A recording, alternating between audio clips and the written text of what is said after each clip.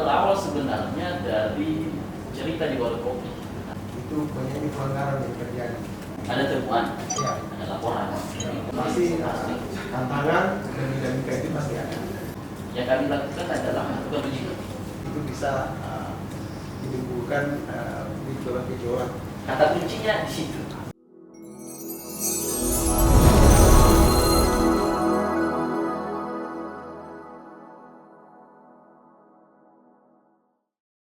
Halo teman pemilih, Assalamualaikum warahmatullahi wabarakatuh. Apa kabar teman pemilih? Mudah-mudahan kondisinya selalu sehat ya. Alhamdulillah hari ini kita berjumpa lagi pada acara podcast KPU Kabupaten Luwu Utara. Ngobrol santai tapi bermakna tentang pemilu dan demokrasi untuk episode ke-9. Acara ini tentunya teman pemilih dapat menyaksikan melalui kanal YouTube KPU Kabupaten Luwu Utara yang disiarkan secara live bersama saya, host podcast KPU Kabupaten Luwu Utara, Iqbal Ramadan. Teman pemilih, Badan Pengawas Pemilu atau yang kita kenal dengan Bawaslu mempunyai peran yang sangat krusial dalam menjaga integritas, kualitas pemilu dan pilkada di Indonesia. Untuk memastikan terlaksananya pemilu yang jujur, adil, dan demokratis, peran Bawaslu tidak hanya sebatas pada hari pemungutan suara, tetapi mencakup seluruh tahapan pemilu, mulai dari persiapan, pelaksanaan, evaluasi, dan pada masa non tahapan pemilu dan pilkada. Pada podcast hari ini, kita akan berbincang-bincang dengan tema peran dan fungsi Bawaslu dalam melakukan pengawasan pemutakhiran data pemilu berkelanjutan serta menjaga kualitas demokrasi di Luwu Utara. Untuk membahas hal tersebut, alhamdulillah di studio telah hadir narasumber spesial kita pada hari ini, anggota Bawaslu Luwu Utara yang membidangi Divisi Hukum Pencegahan Partisipasi Masyarakat dan Hubungan Masyarakat. Ya, kita sapa beliau, Bapak Asran. Assalamualaikum Pak. Waalaikumsalam. Apa kabar ini Pak? Alhamdulillah sehat. Sehat ya. Sebelumnya kami ucapkan selamat datang di studio podcast KPU Kabupaten Luwu Utara Pak. Pak Kornik, sebelum kita memulai bincang-bincang siang hari ini, sebagaimana tema tadi peran dan fungsi Bawaslu dalam melakukan pengawasan, ya, data pemilu berkelanjutan dan menjaga kualitas demokrasi di Utara ini, ya, kita ini mau tahu dulu ya, biar teman pemilih semua tahu, ya, boleh dong Pak diceritakan sedikit ya, sebelum menjadi komisioner Bawaslu, apa kegiatan Bapak? Baik, terima kasih teman pemilih ya, berbahagia. Jadi kan saya ini salah satu komisioner ya, di Bawaslu yang bertanggung jawab pada hukum, pencegahan, farmas dan hubungan masyarakat. Saya kira agak panjang perjalanan saya kalau kita mau cerita terkait dengan kegiatan sebelum Pak di Bawaslu. Jadi saya kira kita ini saya pernah menjadi penyelenggara di tingkat desa. Oh, tingkat desa sebelumnya Pak ya? Jauh-jauh pada saat periode 2018. Itu di pengawasan teknis atau Itu di Bawaslu. Bawaslu ya? Sebelumnya pernah juga berkecimpung di dunia kampus. Oh, kampus. Ya, dunia kampus, salah satu kampus khususnya di Palopo. Nah, sebelumnya juga pernah di lembaga Imbal atau bimbingan belajar khusus bahasa Inggris di saya kira beberapa lembaga swadaya masyarakat juga saya juga terlibat. Di LSM dan lembaga kemahasiswaan pada saat mahasiswa kira itu juga punya hadiran di sini. Jadi saya kira ada hal yang memotivasi saya kira kenapa kemudian pada saat tahun 2023 itu berkompetisi. ada keinginan dorongan dan dukungan dari teman-teman sebenarnya Namun itu berawal sebenarnya dari cerita di warung kopi. Nah, Warung kopi. terlepas, ya, Ya. terlepas dari pengalaman kepemiluan kita sebelumnya. Iya. Ini berawal dari cerita warung kopi dengan sahabat-sahabat yang memang fokusnya di kepemiluan. Nah, fokusnya di kepemiluan, ada teman-teman yang cerita sering panjang lebar terkait dengan kepemiluan.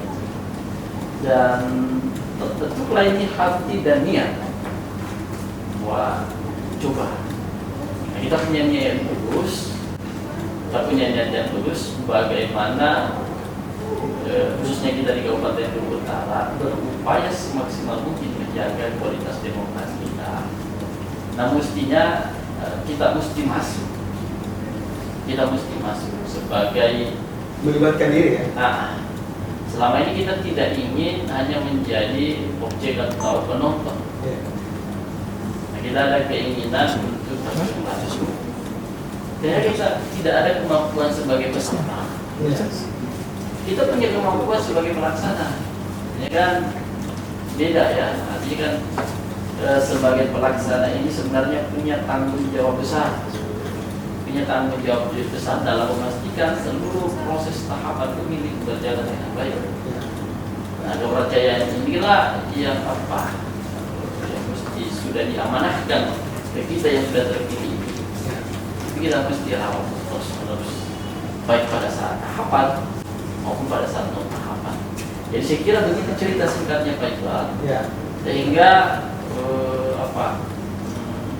keinginan dapat motivasi untuk terus melibatkan diri dalam demokrasi supaya kita penyelenggara itu terus kita bangun. Jadi, saya kira itu dari semangatnya ya teman-teman ini jadi luar Ya. biasa ya. Jadi Pak Kordit ini punya semangat yang luar biasa.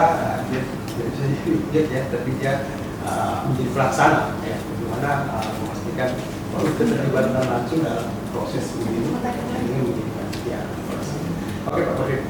Pak Kordit, ini kan terkait dengan tugas-tugas Bawaslu ya. Dan pengawasan. Kalau Pak Kordit sendiri sebagai komisioner Bawaslu melihat proses perjalanan demokrasi di utara, pemilu dan pilkada di Indonesia itu bagaimana? Yang berdiri memang agak kompleks, khususnya kita kalau bicara dalam konteks utara ya, demokrasi lokal kita, saya kira kita berharap ini tumbuh lebih baik. Kalau kita bicara 2024 kemarin, di mana kita baru saja melalui 2 tahapan, yaitu pemilu dan pemilihan, saya kira dalam konteks Luwu Utara itu pelan-pelan kita sudah mulai bertumbuh menjadi lebih baik dibanding periode-periode sebelumnya, pemilu-pemilu sebelumnya yang dinamikanya itu bahkan ada jejak kekerasan. Dan alhamdulillah pada pemilu 2024 kemarin dan pemilihan itu, alhamdulillah jejak kekerasan itu sudah mulai berkurang. Dan tentunya prinsip kolaborasi dari seluruh elemen, seluruh pihak di Kabupaten Luwu Utara dalam memastikan bahwa pemilihan ini bisa berjalan dengan baik. Ya. Itu kita mesti terus jaga. Nah, inilah kunci keberhasilan kita di Kabupaten Luwu Utara. Ini selain sepihak mungkin, subjektivitas saya mungkin, tapi kalau kita berkaca dari kasat mata dibandingkan beberapa kabupaten lain, alhamdulillah kita di Kabupaten Luwu Utara dari tahapan awal pendaftaran dan verifikasi partai politik sampai dengan penghitung tidak ada lagi setelahnya. Ya, kita tidak berharap pada MK, iya kan? Tidak ada gugatan ya. Nah, itulah ini bukan capaian sampai sebenarnya, tapi sudah ada bertumbuh kesadaran baik pada wilayah pemilih maupun pada wilayah peserta pemilu Dan penyelenggara. ya, peserta pemilu. Ya. Nah, peserta pemilu ini pelan-pelan itu sudah mulai bertumbuh kesadarannya. Nah, juga teman-teman pemilih kita itu terus kita, baik teman-teman KPU, teman-teman Bawaslu, itu kan terutama kami yang divisi pencegahan ya, karena saya bertanggung jawab pada wilayah divisi pencegahan. Ya. Jadi kalau kita bersinggungan sedikit dengan pekerjaan Bawaslu di situ Pak Al, Iya. saya kira apa yang sering kami galakkan dan gaungkan ke masyarakat itu adalah pencegahan, memberikan sosialisasi, termasuk memberikan himbauan ke teman-teman peserta, memberikan himbauan ke teman-teman pemilih dan juga ke teman-teman KPU. Kita sedini mungkin memberikan pencegahan dalam rangka meminimalisir segala potensi kerawanan yang bisa terjadi. Itu yang kita lakukan ya. Nah, itu yang kami lakukan kemarin. Jadi saya kira beberapa poin yang Pak Kodir sampaikan tadi, misalnya kolaborasi dengan beberapa pihak terkait, bagaimana mendorong secara bersama, bagaimana memastikan semua proses pemilu ini bisa berjalan dengan baik. Nah, tentunya itu dibuktikan kan Pak Kodir bilang bahwa tidak ada satupun gugatan atau sengketa yang menyoal hasil pemilu dan pilkada itu. Ya. Selanjutnya Pak Kodir, Bawaslu ini kan mempunyai kewenangan yang luar biasa sebenarnya dari segi pencegahan dan penindakan. Ya, bagaimana Bawaslu melakukan peran itu pada pemilu dan pilkada? Nah, ini kan kalau teman pemilih perlu kami sampaikan ya, di sini bahwa ini kan ada perspektif yang muncul bahwa Bawaslu itu bekerja itu pada saat tahapan. Nah, Bawaslu itu bekerja pada saat tahapan. Nah, pada saat non tahapan, saya kira Bawaslu hilang di situ. Jadi kan ada perspektif paradigma itu di masyarakat menilai bahwa Bawaslu ternyata lembaga momentum kehadirannya, lembaga yang momentum. Nah, padahal sebenarnya kami di Bawaslu baik pada saat tahapan, terlebih lagi pada saat non tahapan, kegiatan kami yang sering kami lakukan itu berkelanjutan. Pada saat tahapan tentang pencegahan, sosialisasi ke masyarakat, sosialisasi netralitas ASN, sosialisasi netralitas kepala desa, sosialisasi ke peserta-peserta pemilu, itu terus kita lakukan. Pemberian himbauan baik juga ke partner kerja kami di Bawaslu, di KPU. Ketika terlihat ada sedikit memang yang administrasi yang potensinya itu bisa menimbulkan pelanggaran. Nah, sebelumnya kami sampaikan ke teman-teman KPU, inilah bentuk pencegahan sebenarnya. Nah, ini bentuk pencegahan mengingatkan Pak Iqbal, kalau kami kan kemarin mengundang teman-teman ASN melakukan netralitas sosialisasi. Kami juga melakukan sosialisasi terhadap TNI Polri, sosialisasi kepada aparat kepala desa. Aparat desa ya? Iya. Ini kan terus kita lakukan kemarin pada saat pemilu. Di luar tahapan kami lakukan apa tidak? Kami lakukan, Pak Iqbal. Tetap berjalan ya? Iya, kami lakukan. Selepas dari itu di luar non tahapan, apa yang kami lakukan? Yaitu terus melakukan pencegahan, termasuk tugas yang diamanatkan undang-undang hari ini adalah kita memiliki satu tanggung jawab yang disebut dengan PDPB, pemutakhiran data pemilih berkelanjutan. Yang itu kan terus kita kawal. Karena kan dimutakhirkan ini setiap 3 bulan. 3 bulan. Ya. Kalau provinsi kan 6 bulan. Ya, saya kira begitu intinya bahwa kami juga barusan melaksanakan yang namanya P2P. Ya. P2P itu kegiatan pengawasan partisipatif. Iya. Kami baru saja melakukan itu, Pak Iqbal. Ya. Kegiatan pengawasan partisipatif ini kami melibatkan seluruh ini. Kami ambil perwakilan dari sekolah. Ya, pemilih pemula. Kami ambil perwakilan dari teman-teman LSM, ormas ya? Iya, ormas, teman-teman orang tua mantan penyelenggara. Kami libatkan, peserta kami pada saat itu 40 orang. 40 orang. Nah, kami sudah melaksanakan itu. Kami berikan mereka pengetahuan dan kami akan terus rawat itu. Dan itu ada lokusnya, Pak? Kami lakukan secara online daring.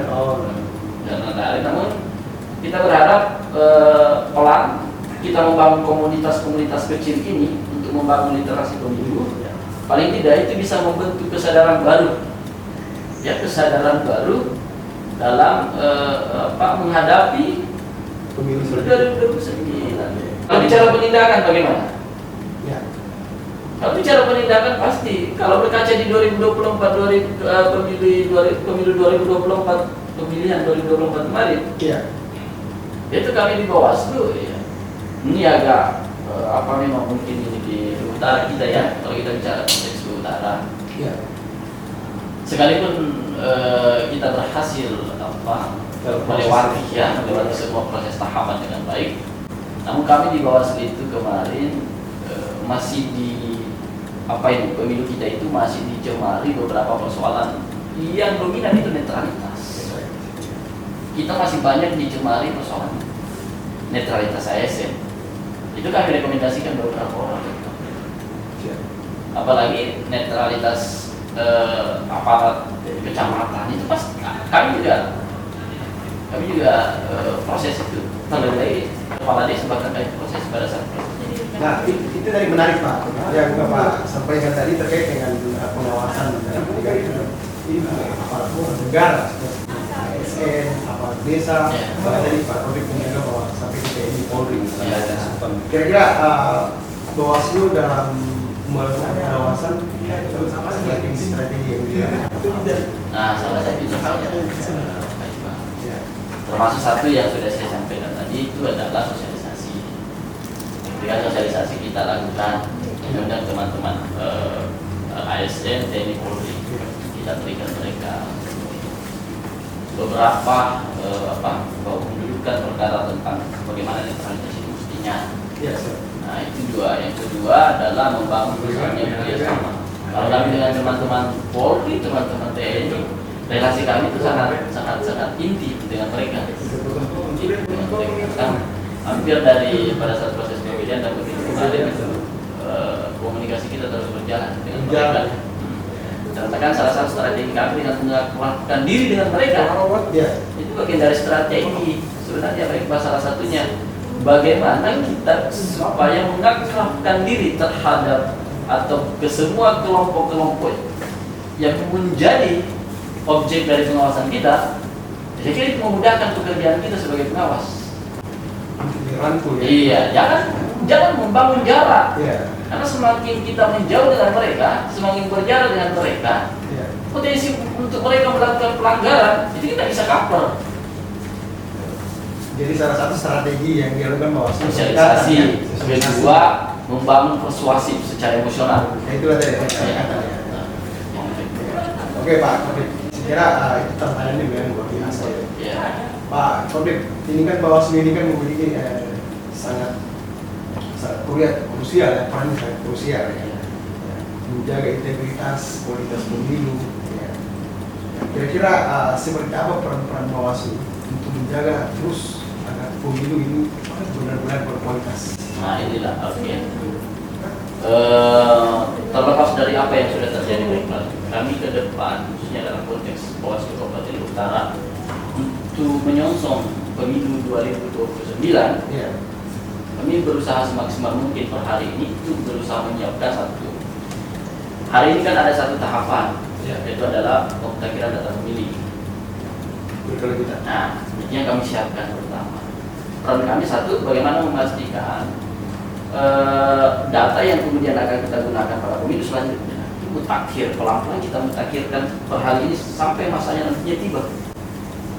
Itu yang pertama, satu. Yang kedua soal bagaimana membangun jejaring. Jadi Bawaslu per hari ini kami berusaha semaksimal mungkin membangun jejaring kami, khususnya bagaimana agar kesadaran politik, membangun kesadaran politik ke masyarakat itu memang tidak mudah. Ya. Ini agak panjang memang. Itu proses ya. Iya, namun hari ini saya terutama di divisi pencegahan itu terus melakukan kerjasama. Kami baru-baru ini berusaha mendekatkan diri ke teman-teman pemilih baru, Mulai ya, kami kami berusaha untuk datang ke sekolah-sekolah memberikan pemahaman komunikasi. Ya, memberikan pendidikan politik kepada teman-teman pemilih, potensi pemilih baru ya. Ya. Itu sangat penting. Kemudian kita juga membangun kerjasama dengan teman-teman yang kelompok ini pegiat pemilu. Pegiat pemilu. Iya.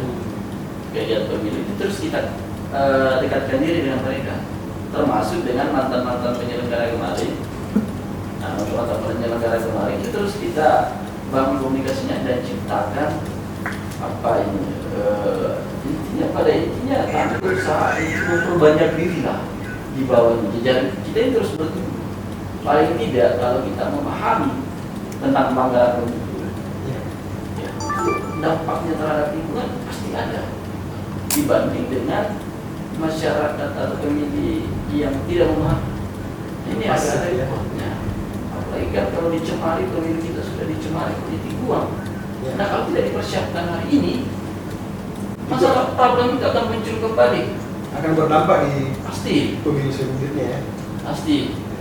Makanya tugas kita, peran kita hari ini adalah terlepas dari apa yang sudah kita lewati. Kami hari ini, peran kami hari ini berusaha mempersiapkan itu tadi. Persoalannya bagaimana membangun jejaring, bagaimana melakukan sosialisasi ke masyarakat. Ya. Itu di luar tahap. Jadi itu sekarang yang terus didorong Iya. Bawaslu ya. Oke. Pak Kodik, terkait dengan kita kembali ke persoalan pelaksanaan pemilu dan pilkada 2024. Ini seringkali kita dengar ya di polemik masyarakat yang mengatakan bahwa sekarang bagaimana sih itu banyak pelanggaran yang terjadi. Nah, kira-kira menurut Pak Kodik, ya, bagaimana menindaklanjuti jika ada dua masyarakat pada masa tahapan pemilu dan pilkada?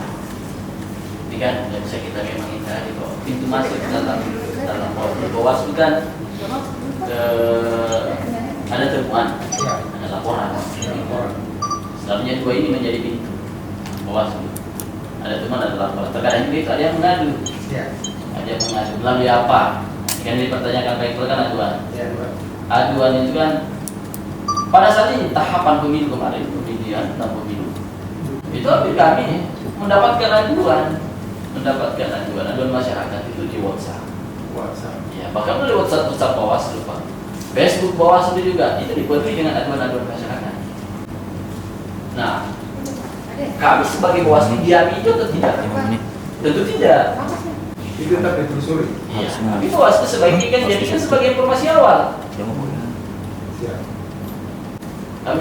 Kami melakukan penelusuran terhadap aduan itu.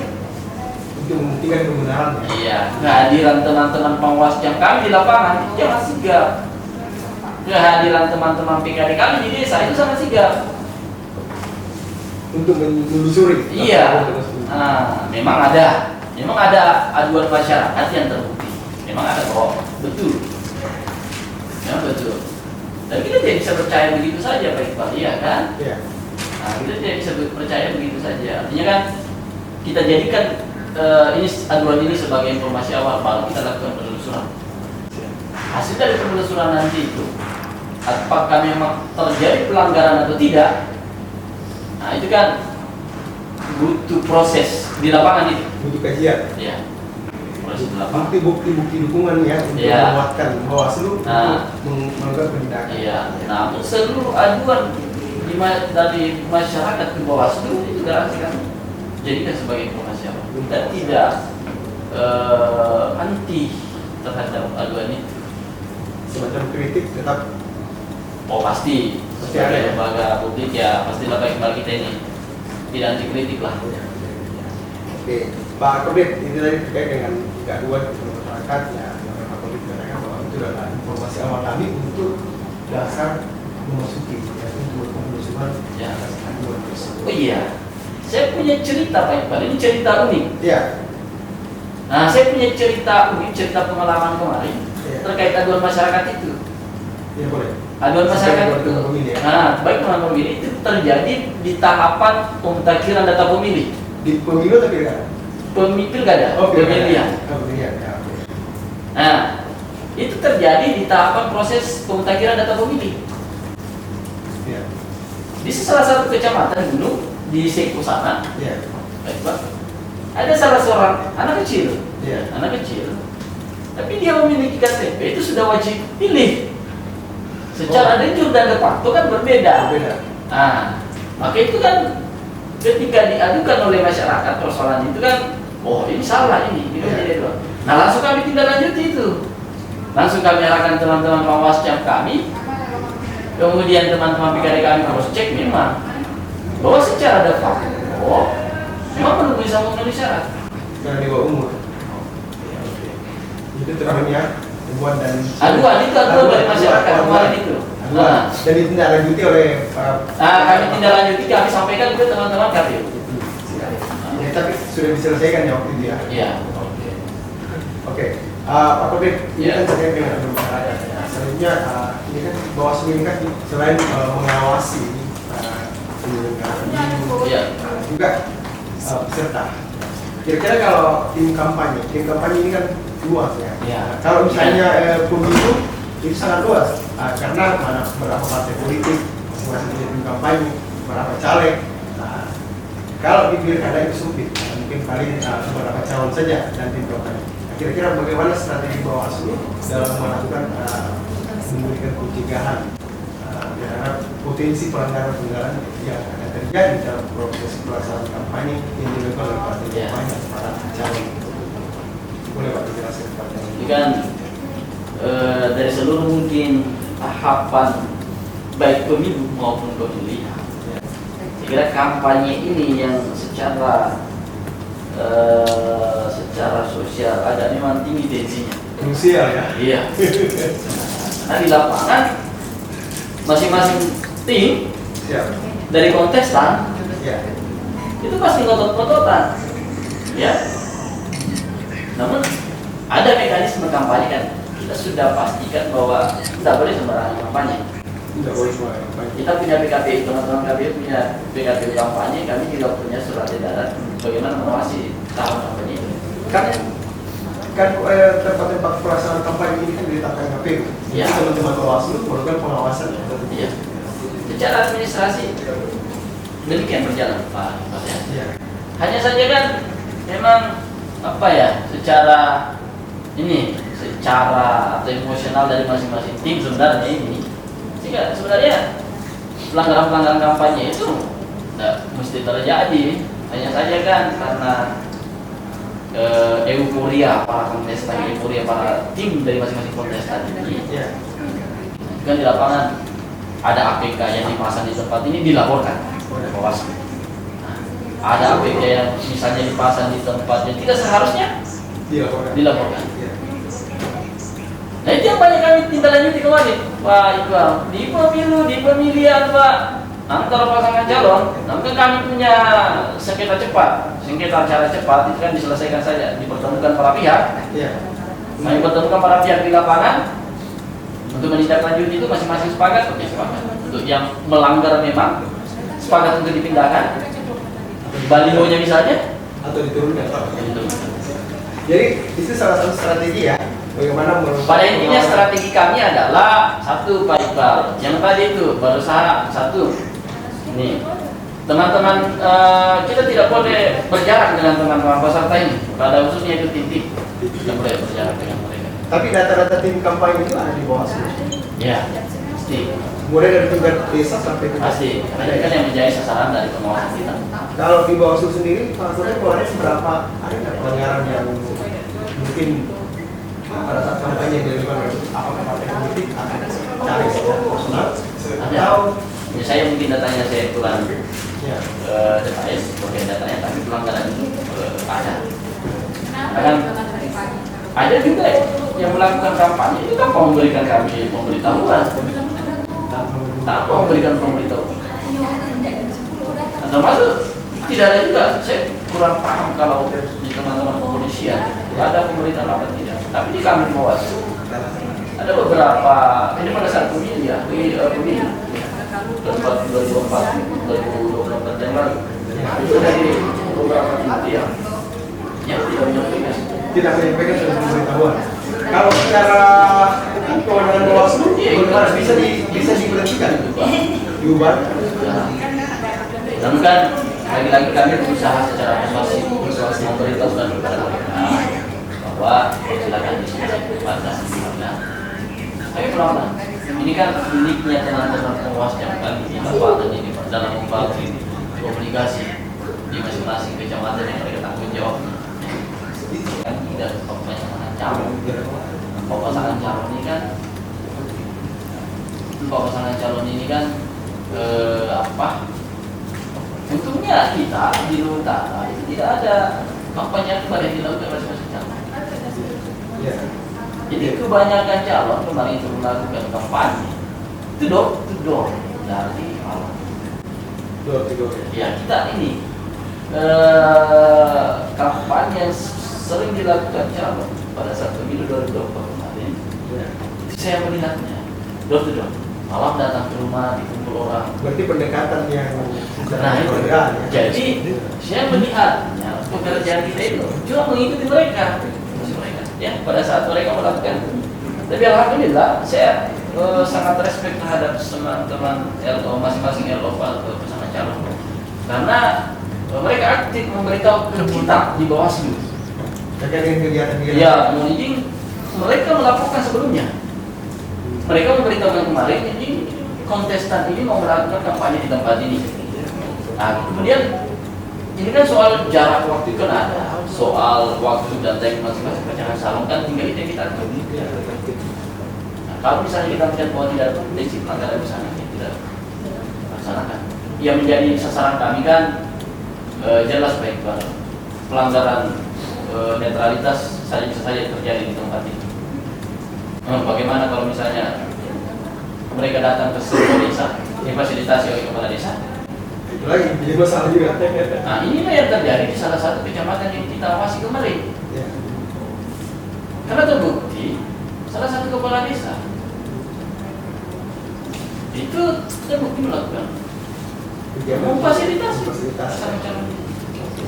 Oke, Pak Kodip, sejarah itu masalah tahapan kampanye dan yang tentang ini berarti Pak Kodip sudah menjelaskan bahwa di utara yang namanya persoalan atau potensi-potensi masalah itu tak ada, tapi kita mampu meredam dengan termasuk dari tadi Pak Kodip menyampaikan begitu akhirnya teman-teman LO yang sudah secara aktif melaporkan semua tentang kegiatan kampanye berdasarkan zonasi yang dibuat KPU ya.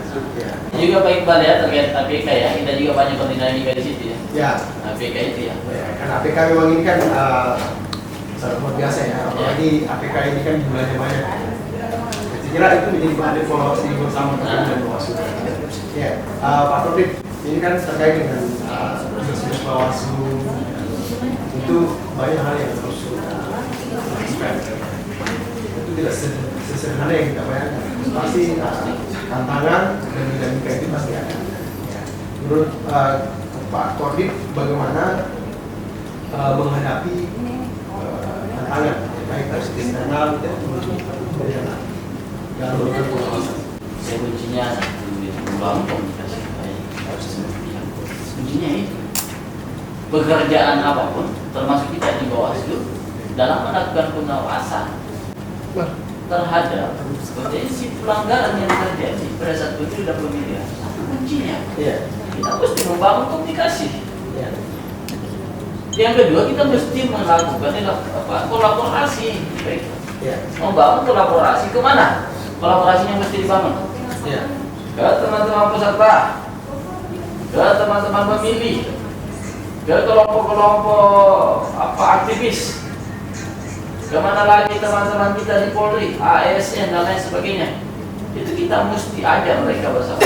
Kita mesti memberikan pengertian yang baik kepada mereka bahwa ini pesta kita bersama. Harus sukses. Iya. Kira itu strategi yang kita lakukan. Nah. Kalau dari segi tantangan eksternal, kira-kira bagaimana? Apa misalnya dari lembaga-lembaga lain kan Pak Kodip sudah jelaskan bahwa membangun koordinasi. Tantangannya tidak ada lagi. Cukup merangkul saja, melibatkan semua. Iya, tidak usah sudah kemudian lupa bagaimana menjadi apa yang relasi baiklah dengan para eksternal. Pihak-pihak terkait ya. Iya. Kalau dari internal sendiri, apa ada biasa salah beda pandang, pemahaman penafsiran regulasi? Iya, ada. Ada ya. bagi kami dalam menyikapi itu semuanya solid. Tujuan. Tetap kembali ke regulasi. Iya, kita satu tujuan. Ya mesti kita menjadi fokus sasaran dari pekerjaan kita adalah apa yang diamanatkan oleh Undang-Undang. Oke, sekali itu menarik sekali Pak Kuripe. Jadi tetap solid ya, apapun perbedaan yang ada dalam teman kita harus tetap solid. Iya. Ya Pak Kuripe, ini kan terakhir di masa tahapan ya. KPU dan Bawaslu ini kan isu-isu di luar ini kan apa yang terkait dengan Bawaslu, apa yang terkait dengan KPU di masa-masa. Kira-kira ini kan kita masa pemutakhiran data ini secara berkelanjutan. Iya. Kira-kira apa strategi Bawaslu dalam bentuk pengawasan kemudian data pemilih berkelanjutan? Ini kegiatan ini kan sangat terbatas. KPU hanya melakukan koordinasi kepada pihak terkait seperti kepolisian, Polri, masuk Bawaslu. Ya, kira-kira bagaimana Bawaslu melihat ini?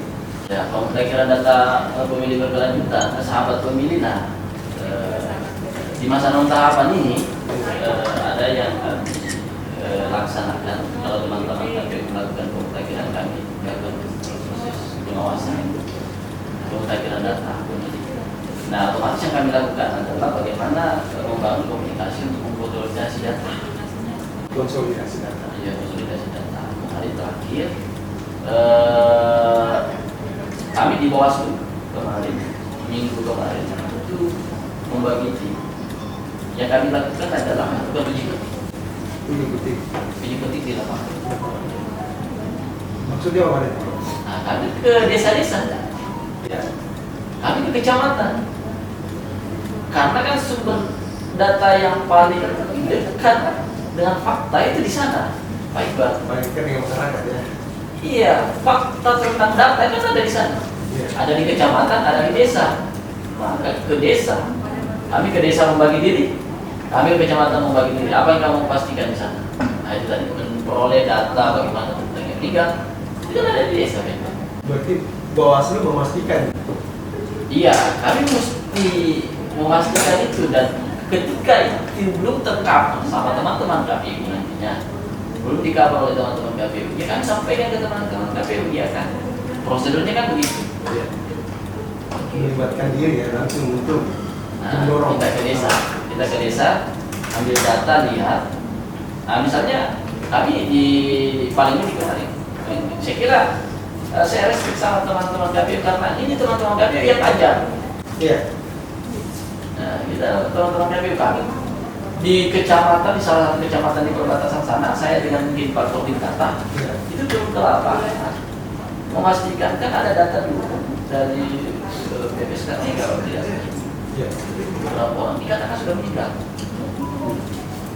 ya kan? Nah, setelah itu mungkin kami dengan Pak Kodim data itu turun ke lapangan memastikan bahwa kamu berbeda dengan faktanya.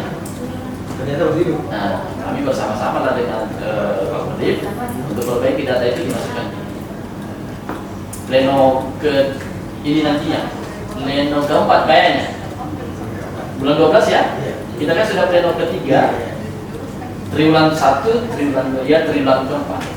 Itu dimasukkan lagi. Iya, dimasukkan lagi. Ya kan, data-data ini kan mesti dirapikan semua, Pak Iqbal. Ya, semua data-data ini mesti dikonsolidasi sejak dini, karena ini nanti yang akan digunakan pada saat proses Pemilu selanjutnya. pemilu selanjutnya. Terlepas ada nanti hal atau kebijakan yang berbeda, itu kan di luar dari kewenangan kita. Yang jelas sih kita persiapkan. Yang jelas kita persiapkan data itu dengan matang. Oke Pak Bro, jadi saya kira itu bagian dari tanggung jawab bersama ya. Apalagi tadi Pasti. Pak Kodim Ya, secara langsung mendampingi teman-teman KPU untuk memastikan Ya. untuk verifikasi secara faktual kebenaran atas data dan informasi terkait dengan Ya. pemilih tersebut. Dan ternyata faktanya berbeda. Nah, saya kira itu suatu mitra kerja yang luar biasa Ya. memang ya. kita mesti membangun sinergitas di antara Sinergitas yang luar biasa itu Pak. Ya, ini Pak Kodim, ini kan penyelenggara pemilu kan KPP, DKPP, KPU, dan Bawaslu. kita ini kan KPU kan penyelenggara, Ya. Bawaslu pengawasan. Dalam proses pemilu dan pilkada yang bagaimana hubungan KPU dengan Bawaslu? Wah, sudah tidak ditanyakan lagi itu Pak Iqbal. Saya kira kan kita mungkin salah satunya yang punya relasi yang sangat baik. Keterbukaan soal data, ya, keterbukaan soal informasi data itu tidak selalu kita gaungkan sama-sama ya. Saya pengalaman ini, saya cerita pengalaman saya, saya tidak mau bicara teori saja. Pengalaman beliau saya lagi tidak ya. mau bicara tentang teori saja, bagaimana hubungan kami dengan teman-teman KPU. Tapi kami bisa pastikan kalau berangkat dari pengalaman kemarin ya, ini cerita saya dengan mungkin Kodim Data, ya, Kodim Data pada saat proses pemutakhiran data pemilih. Kita kemarin kan pada masa musim banjir kemarin Pak. Ya, salah satunya di Kecamatan Sabang Selatan, Pak. Di Bebuta Selatan. Nah, Merangkin. Nah, itu kan pengalaman kita. Kalau kita tidak bersama-sama turun ke daerah itu, otomatis kan masyarakat yang masih bermasalah di daftar pemilih ini kan tidak bisa kita cover. Kasihan mereka bagaimana meletakkan TPS. Itu kan kami, saya bersama teman-teman turun ke KPU, turun ke lapangan. Iya, memastikan karena kan ada beberapa TPS yang mesti dipindahkan. Karena kondisi terkenal. Iya. Karena titik yang sudah ditentukan oleh teman-teman itu kan agak tidak memungkinkan yang dipindahkan. Kan cerita-cerita ini itu tidak kami hadapi Bawaslu atau kami hadapi secara bersama-sama Pak. Kami turun ke lapangan, ya, kami turun ke lapangan bersama-sama. Kemudian selesaikan itu barang di bawah bersama-sama. Nah, ini solusi kita temukan, kita pindahkan. Nah ini itu baru satu satu cerita itu. Belum lagi kita kalau bersama teman-teman yang melakukan pada saat pengantar logistik ke desa-desa di atas sana. Itu dikawal betul. Nah, bagaimana distribusi itu misalnya di Rampi di Sibu. Wah, kalau kita tidak bisa membangun kolaborasi yang sama, bagaimana memastikan? Iya, bagaimana motor yang digunakan oleh teman-teman PPS kita dalam pendistribusian? Iya, itu saya bisa sampai ke logistik. Dan memang kewenangan Bawaslu di situ besar. Dia harus memastikan bahwa logistik aman. Iya, logistik aman. Namun tidak nyaman ya kita mesti membangun bersama-sama. Kita mesti bersama-sama. Tidak ada satu kata kuncinya gitu. Dari semua tahapan yang ada tidak ada masalah, perbedaan pandang yang baik regulasi ya banyak lah. Ada. Tapi kan terlepas dari itu semua, saya kira itu bagian dari dinamika kita. Namun secara garis besar kita mampu melewati itu secara bersama-sama. Saya kira kita, walaupun kita mendapatkan kritik di masing-masing lembaga kita ya dari publik. Oke Pak Kodim, itu tadi dengan bagaimana hubungan Bawaslu dengan KPU. Tadi Pak Kodim sudah sampaikan bahwa itu kami berpikir secara bagus, saling memberikan pengawasan, terutama yang persoalan data tadi ya. Sampai hari ini kita bangun komunikasi itu. Ini kan kita kira data pemilih lagi. Ya. Nah saya kira saya dengan Kodim Data sampai hari ini itu saling terbuka soal data. Ada yang belum tercover di DPT, saya sampaikan, Pak Yuk, tolong di cover. Nah, Pak Yuk sampaikan, tolong di cover. Begitu juga. Nah, kalau ada hal yang yang mesti dikoordinasikan oleh Pak Yuk ke saya koordinasikan juga. Ini untuk memastikan DPTB ini kan setiap 3 bulan. Apalagi kita tidak punya jajaran di tingkat bawah. Iya kan? Jadi SDM kita kurang. SDM kita kalau sudah kurang terus kita tidak membangun komunikasi, baru susah. Pasti akan repot kita. Ya, sedangkan SDM kita sudah, saya kira SDM kita ada di kecamatan, SDM kita ada di desa. Itu masih ada data yang terlewatkan. Masih ada masyarakat yang tidak tercover di DPT misalnya. Sampai hari H datang lapor. Itu jadi problem soalnya. Kalau saya tiba-tiba orang mau memilih tapi tidak terdaftar aja, itu saya menjadi problem bersama. Ya, makanya kita berharap kan proses pemutakhiran data pemilih yang sedang berjalan ini, itu kan semoga baik teman-teman KPU maupun Bawaslu itu terus kita kawal bersama-sama untuk mempersiapkan data di pemilu selanjutnya. Oke Pak Kodim. Ya, silakan dulu Pak Kodim. Jadi memang dalam proses pemilu ini ya, khususnya KPU dan Bawaslu harus bersih ya, karena kalau tidak bersih itu bisa menimbulkan gejolak-gejolak. Kata kuncinya di situ. kata kunci keberhasilannya di situ. Harus bersinergi. Bersinergi. Oke, Pak Kodik, ini kan terkait dengan tugas dan kewenangan kita masing-masing penyelenggara pemilu ya. Nah, itu tadi Pak Kodik dari awal sudah menyampaikan bahwa salah satu tugas-tugas yang dilakukan pada masa tahapan. Nah, kira-kira kegiatan-kegiatan apa yang menjadi paling prioritas Bawaslu pada masa tahapan? Ini kan proses pemilu ini kan masih jauh, ya, 2029. Nah, tentu kita harus mempersiapkan diri ini. Ya. Kira-kira yang paling dominan yang harus dilakukan di masa tahapan dari Bawaslu apa? Sebenarnya mesti kita persiapkan untuk Iqbal adalah ini kan, bagaimana memberikan membangun kesadaran politik masyarakat itu sendiri. Makanya hari ini saya kan kemarin ini kami baru melakukan yang namanya P2P ya. P2P pengawasan partisipatif. Jadi ini kan pelan-pelan kami di Bawaslu mencoba membangun komunitas baru yang memang paham tentang bagaimana demokrasi kita bisa terbangun dengan baik. Ya mestinya kita mesti memperbanyak diri berkurang. Makanya satu komunitas kita ini mesti kita bangun. Kami kan per hari ini satu komunitas P2P ini, pengawasan partisipatif ini setelah kami berikan pendidikan politik kurang lebih selama 2 minggu kami berikan. Pelatihannya ya, kami sediakan modulnya ya. Kami sediakan modulnya, kami sudah berikan mereka diskusi. Mereka diskusi per hari, kami berikan tes ke mereka. Itu semua segmen pemilih atau khusus segmen pemilih? Kita kemarin berusaha ambil dari hampir setiap segmen. Nah, jadi kami tidak batasi pada satu segmen. Kami paling tidak ada satu yang mewakili dari masing-masing segmen.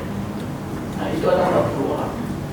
Berarti ini semacam membentuk tanah ya untuk kalau itu yang kami persiapkan pendekatannya begitu ya. Itu yang pertama, itu yang hari ini kami lakukan.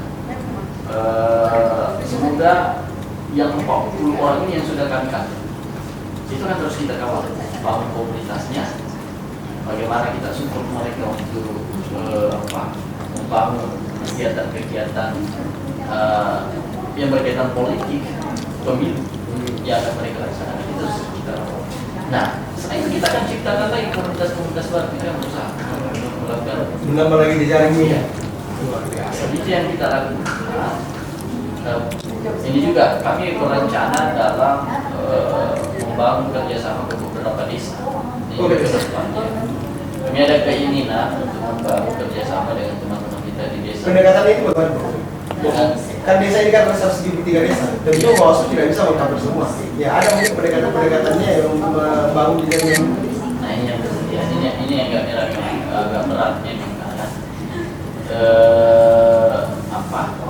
kita sudah tahu bahwa Utara ini adalah salah satu kecamatan terluar untuk mengcover seluruh desa Pak. Di Utara itu tidak mungkin kan beberapa. Saya sudah bangun komunikasi dengan teman-teman kepala desa memang secara emosional kita akrab. Nah, secara emosional kita akrab, itu kita berusaha memberikan bagaimana teman-teman di desa ini berusaha memberikan kita ruang bagaimana teman-teman desa ini menghadiri bagaimana kita memberikan pendidikan. Itu fasilitasi ya. Ya, intinya kami akan berusaha membangun jejak ini. Ya per hari ini juga kami baru melakukan sosialisasi ke teman-teman pemilih baru, potensi pemilih baru kita di sekolah-sekolah. Dan kalau menurut Pak Kodir selaku penanggung jawab kegiatan ini,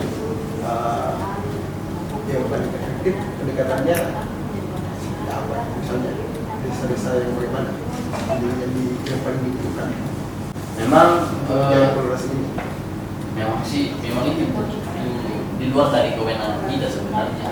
Dan teman-teman di desa ini kan kalau kita mau melihatkan mereka itu tidak secara penganggaran, mereka juga tidak pernah punya anggaran terkait dengan misalnya pendidikan politik kan. Kemudian saya bercontoh saja baik teman-teman di Pangkep itu ya, teman-teman di Pangkep dalam melakukan kerjasama dengan teman-teman desa itu membuat perdes mereka. Perdes? Kemudian diperdeskan, membuat perdes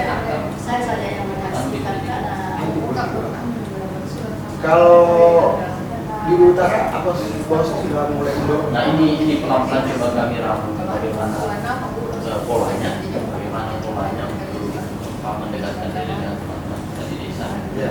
Agar ruang untuk membangun kesadaran politik di desa itu bisa kita berikan bersama-sama di desa. Jadi itu sekarang yang dilakukan bos di Iya. selain berpengawasan hari misalnya berkualitas partisipatif B2P. P2P yang dilakukan hari ini sudah membuat jaringan sampai ke desa. Mudah-mudahan itu bisa terus dirawat dalam rangka untuk kualitas demokrasi. Ya.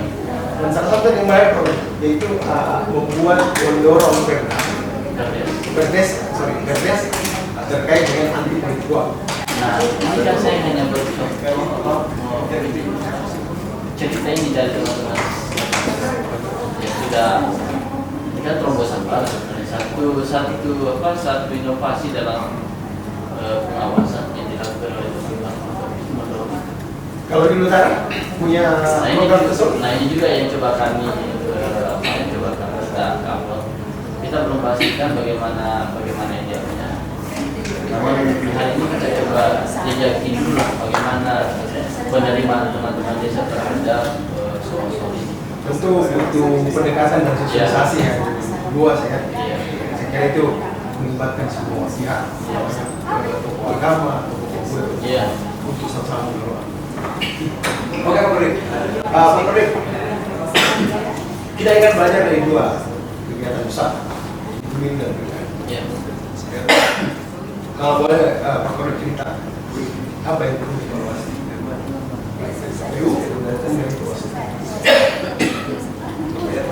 Ya ini mungkin subjektivitas saya. Jadi kan, ya saya kira kalau kita bicara tentang apa yang sudah kita lewati, saya kira proses demokrasi kita ini jauh dari sempurna. Kalau penilaian saya, iya tidak sempurna. Yang kita sudah lewati tidak sempurna. Banyak kekurangan, iya banyak. Kita mesti akui itu sebagai bahan evaluasi. Ini yang mesti kita bangun baik-baik. Paradigma publikan terkait dengan penyelenggara ini, bahwa yang bertanggung jawab ini sih yang mesti kita dorong. Mindset masyarakat yang kita mesti ubah. Yang bertanggung jawab terhadap proses demokrasi ini adalah teman-teman penyelenggara. Ini teman-teman penyelenggara, Pak. Jadi seluruh beban itu seakan-akan keberhasilan itu dibebankan kepada teman-teman penyelenggara. Jadi kalau secara dia dari beberapa perspektif, apa kira-kira yang perlu dilakukan perbaikan? Baik dari segi penegakan regulasi, maupun tingkat kewenangan atau apa? Ya itu tadi, baik Pak. Memang kan ada wacana DPR sudah dan satu rezim, ada lagi itu rezim pemilu dan lagi rezim pemilihan. Jadi dia jadi satu. Semuanya rezim pemilu. Kita berharap bahwa kami khususnya di Bawaslu, soal di Bawaslu, soal kewenangan tentang misalnya ini, kita kan kalau dalam proses penanganan pelanggaran kita hanya punya waktu 3 hari. 7 hari. Oh, itu kalau di pemilu. Iya. Singkat sekali. Itu kalau di pemilihan kita punya 5 hari. Lebih singkat lagi. Iya. Ini kan kalau kita bicara soal waktu kan sangat singkat. Semoga ada kebijakan. Ini kan regulasi ini coba di soal waktu ini coba. Apalagi kita di utara. Bagaimana misalnya di Kecamatan Gunung, kita bisa selesaikan masalah waktu itu. Kita dipaksa. Jadi semoga ini salah satu keterbatasan mungkin ya. Yang kedua soal yang mungkin sumber daya. Kami kan di desa cuma punya 1. Butuh penambahan personil. Iya. Ya kan? Ya solusinya pasti begitu. Mengawasi misalnya ada kan desa di utara yang punya 8 TPS, ada yang 7. Iya. Sementara satu orang ini yang mau mengawasi pasti kewalahan. Nah ini kan kami melihat ke tantangan yang menjadi bahan evaluasi ini semua. Bagaimana teman-teman kami di desa itu ya? Oh, paling itu ini Pak selama proses pemilu dan pemilihan mereka sendiri. Nah inilah yang terkadang banyak pelanggaran terjadi karena tidak berfungsinya teman-teman kita di desa. Diakibatkan karena ketakutan biasanya. Ketakutan kenapa itu? Ya misalnya diintimidasi oleh pasangan, diintimidasi oleh tim tertentu. Pasti mereka ya, satu dua yang oke lah berani, tapi selebihnya saya agak meragukan bahwa mereka berani kalau sudah. Itu PKD ya? Kalau di kecamatan kan panwasnya Ya. 3 orang. Ya. Kalau di desa 1. Ya. Kalau di TPS 1. Masing-masing di TPS 1. Jadi mereka melaksanakan tugasnya itu, ya itu harus dibekali dengan SDM yang betul-betul memadai ya. Ya, selain SDM secara kualitatif, memang secara kuantitas juga tidak menjadi bahan pertimbangan untuk bisa. Tapi kalau selama ini di utara kendala-kendala yang dihadapi teman-teman di penyelenggara misalnya dari Panwasjam, PKD sampai ke PPR ada bunga Ya, ada ya. dengan soal keberhasilan teman-teman di bawah itu kan tidak terlepas dari bagaimana mereka melakukan komunikasi.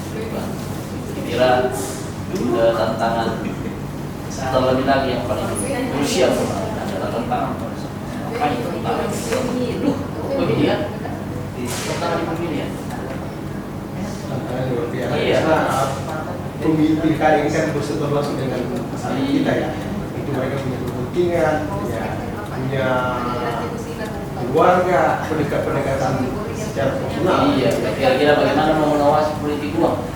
Teman-teman kita bagaimana teman-teman mewakilkan kita mau mengawasi politik uang? Kalau itu transaksinya dulu. Bisa. Nah kalau Aturannya kan kita tidak boleh masuk dalam.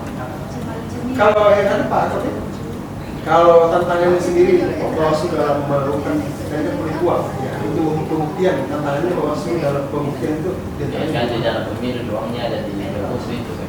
Oh. Ya, ada 3 unsur. Ya, saya kira di total kemarin ada yang terbukti di situ. Iya, ada yang terbukti soal itu. Jalan dengan baik. Oke Pak Kodir, saya kira dari beberapa pengalaman tadi Pak Kodir sudah sampaikan, ya sejauh itu menjadi masukan pada evaluasi. Yang terakhir mungkin Pak Kodir, ini kita ingat diterapkan dengan KPU dan strategi evaluasi. Iya. Ya. Kalau Pak Kodir sendiri menilai apa saran yang harus diberikan kepada KPU sebagai penjaga hidup depan? Kita lebih kolaboratif lah. Kayaknya pada dasarnya ini bukan salah juga sih. Tapi hanya keterbukaan informasi untuk bersama-sama. Ya, ya, karena kan ini kita lagi menghadapi masa pemutakhiran data pemilih kita. Ayolah kita sama-sama saja. Oke Pak Kodir, mungkin yang terakhir ada mungkin yang mau sampaikan kepada teman-teman supaya ya baik sahabat teman-teman pemilih seluruh tanah. Saya kira ke depan kita sudah kemarin kita sudah melewati pemilu ataupun pilkada dan kita punya catatan kritis. Kita punya catatan kritis tentunya terkait dengan dinamika demokrasi di Nah, saya kira kita berharap terutama kami di Bawaslu hari ini kami membuka diri di luar masa non tahapan ini kan ada pemutakhiran data pemilih berkelanjutan. Sampaikan banyak hal terkait dengan bagaimana tentunya pemilu dan demokrasi. Perjalanan luas Bawaslu dalam mengawal demokrasi di sana. Oke, teman pemilih, dalam konteks yang lebih luas, Bawaslu dapat dipahami sebagai salah satu pilar penting ya, dalam menjaga kualitas demokrasi di Indonesia. Keberadaannya menjadi jaminan bahwa prinsip-prinsip pemilu yang jujur, adil, dan transparan terwujud. Ya.